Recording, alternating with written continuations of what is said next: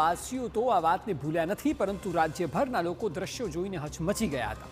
આ પૂર બાદ શહેરીજનોમાં ભારે આક્રોશ હતો અને નદીમાં થયેલા આડેધડ દબાણો પૂરનું કારણ હોવાનું સામે આવ્યું હતું.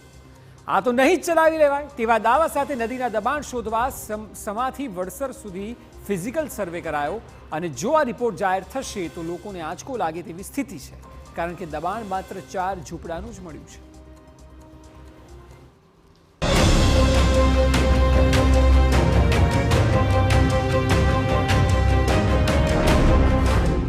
વિશ્વામિત્રીમાં દબાણનું પણ કૌભાંડ.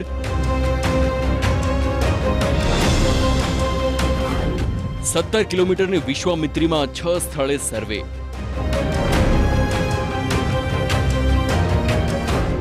માત્ર એક પંપ હાઉસ.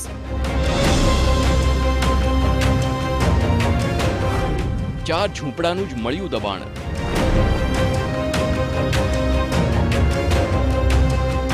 વિશ્વામિત્રી નદીમાં આવેલું પૂર એ કોર્પોરેશન દ્વારા આડેધડ આપવામાં આવેલી પરવાનગી જવાબદાર હોવાનું બહાર આવ્યું હતું. કુદરતી નહીં પરંતુ માનવ સર્જિત પૂર બાદ શહેરીજનોમાં ભારે આક્રોશ હતો.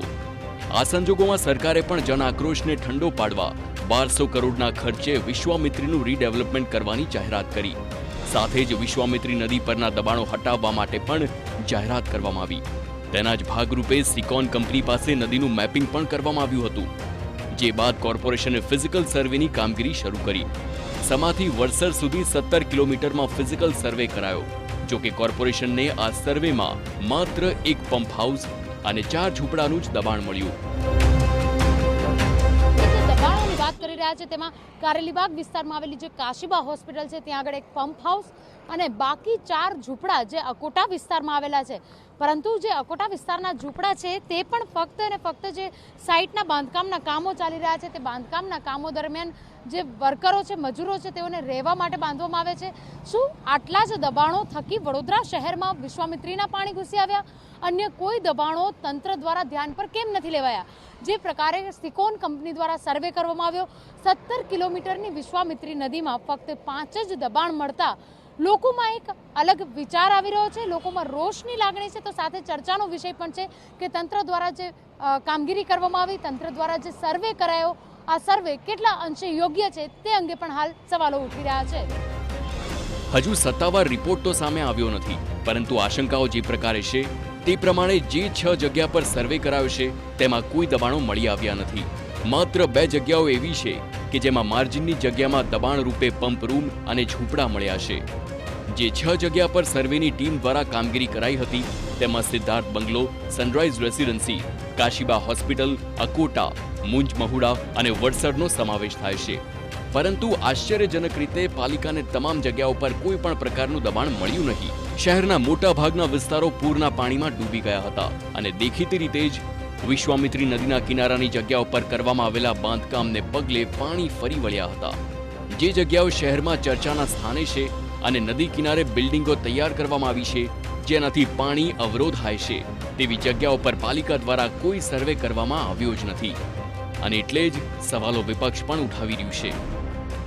ભારતીય જનતા પાર્ટીના નેતાઓની મોટાભાગની જમીન નદી કિનારા પર છે. નદી કિનારા પર જે જમીન ઝોનફેર થઈ એ બી મોટા ભાગે ભારતીય જનતા પાર્ટીના વગદાર મોટા નેતાઓની છે.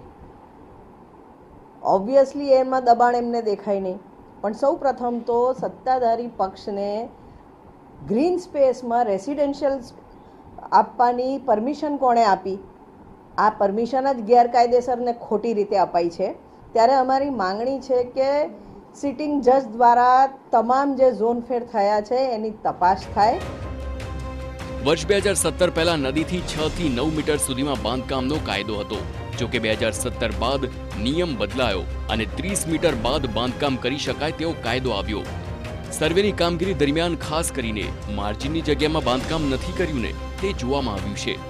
નકશાના આધારે જ સર્વેની કામગીરી કરવામાં આવી. કોઈ પણ વિવાદ ન થાય તે માટે નકશો સાથે રાખવામાં આવ્યો હતો.